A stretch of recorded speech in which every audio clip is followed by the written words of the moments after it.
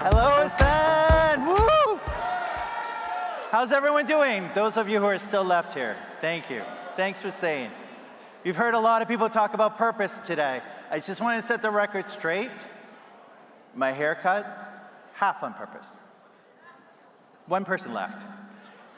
I'm here today to tell you a little story about the evolution of my purpose, and it's how it became building pathways for others to thrive. Well, like most of you, that was not my first purpose. My first purpose as a kid, like many of you good Asians, was to what? Gain my parents' approval, not affection. We're not talking about impossible purposes here. Maybe make them proud. And definitely, for God's sake, did not bring shame to the family name so that they can't show their face in the streets. Right? Thank you, Kanto. In 1982, I started discovering a new purpose. My family immigrated from Hong Kong to the Boston area, Boston people.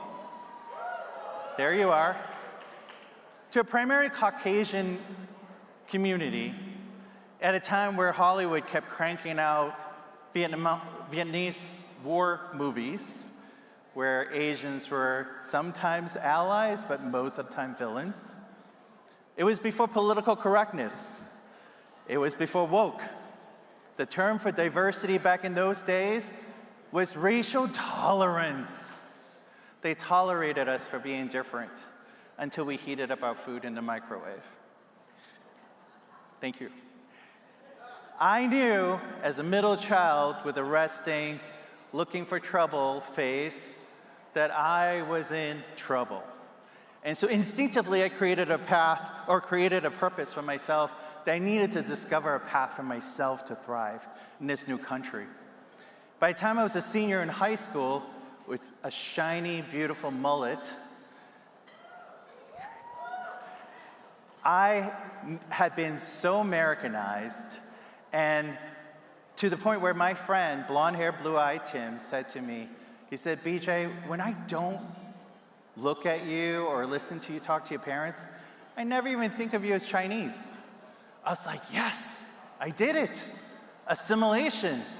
Back in those days, anyone would have recommended you to assimilate and be Americanized and fit in to thrive. And so I thrived. I moved on. I continued to have a great college experience, a career that spanned across names like PwC and Accenture, and I was giving speeches in Dubai. So I thrived. I thrived by building pathways for others to thrive. Who do I mean and what do I mean? Well, I was in a career of learning development, talent development, leadership development, and organization development.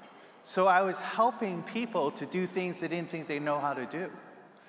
And so in doing so, in return, I thrived because my career kept going up. I kept gaining opportunities, and I kept gaining scope. In 2009, I was attending my very first Ascend National Convention. That's what it was called back then. It was in New York. I was teaching a class on Networking 101 on behalf of PwC.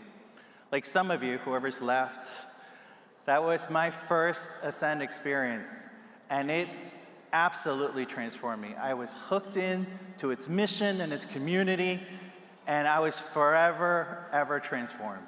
I came back to Boston and immediately joined a chapter, eventually became part of the leadership team and president of the chapter. No, I have not been chapter president for 17 years, for those of you doing the math. This is actually my third time being president of the chapter. I started creating pathways, if you will, for AA, NH, PI professionals to thrive. And in return, I gained a family that I never thought I needed, who always has my back. I gained leadership reps for being a president, so that by the time I became an executive, I was really good at making decisions and being strategic. And finally, I gained a sense of my own identity. For the first time, I realized I wanted to be seen as Chinese and American. I no longer wanted to suppress my Chinese identity. About 15 years ago, I married my beautiful wife, Amazing Grace. We have 2 children, Matthias and Bethany. I think they actually think I'm their sibling because they keep calling me bro. Of course, I want them to thrive, even though they low-key think they know everything already. And my parents, who gave up everything they had to create pathways for my brothers and I to thrive, I want to help them thrive in their golden years. And then I started really contributing to the community at large as well by joining the board of the Boston Chinatown Neighborhood Center, BCNC, a nonprofit that provides family services for immigrant families. In helping my loved ones and the community to thrive, I thrived as a father, son, and as a community member. When my children were born, I wanted to write a book for them. And the book I wanted to write originally was Daddy's Advice, because we had children late in life. I figured by the time they were old enough to get my advice, I would not remember them. So I wanted to write a book. And my Ascend family said, hey, instead of doing that, maybe you could write a book with all that you know about leadership development because of your job, your personal experiences, as well as all the experiences you've gained from Ascend. And that's what I did. It's called the Amasian Way. Amasian being a combination of the word amazing, Asian, and American. Well, as a guy who wrote a lot of training manuals in my life, I didn't have a problem writing a leadership development book. What I had a problem was coming up with a thesis that would be a good catch. A few years ago, I sat down with my friend Tim, who in high school, as you may recall, told me that he didn't think of me as Chinese. And I told him something about how, I want to be seen as a Chinese person and an American person. He said, dude, that's not what I meant. What I didn't mean was that you're not Chinese, that you're a white guy. What I meant was you're BJ. Unapologetic, larger than life, my friend, BJ. And that's when the thesis for the book came to me. That when your leadership is exceptional, visible, others can experience it and champion it, it can disrupt biases. A lot of words. Let me say that again. Visible and exceptional leadership that can be experienced and championed by others will disrupt personal and systemic biases. What does that mean? I'll give you an example. How many of you know Dwayne Johnson? Not personally, but you know who Dwayne Johnson is? The Rock. Okay.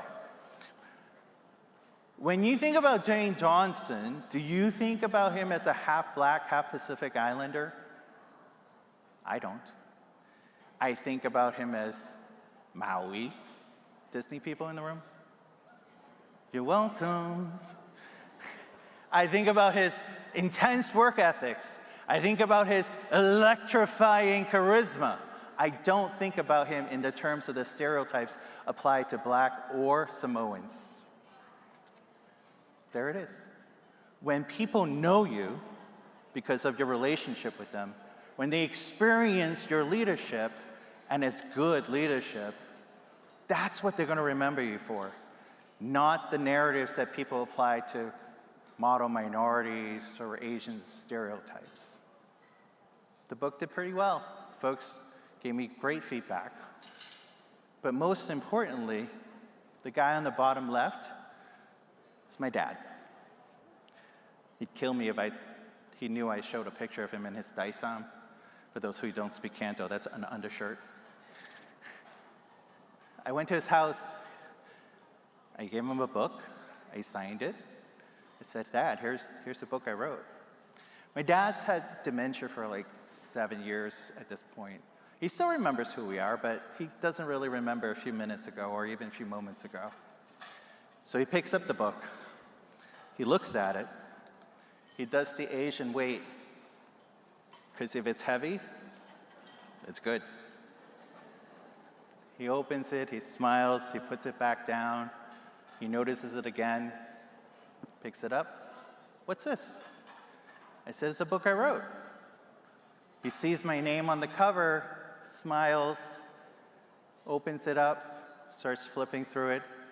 I said, you gonna read it? He said, it's 300 pages. No. This went on for 3 or 4 more times.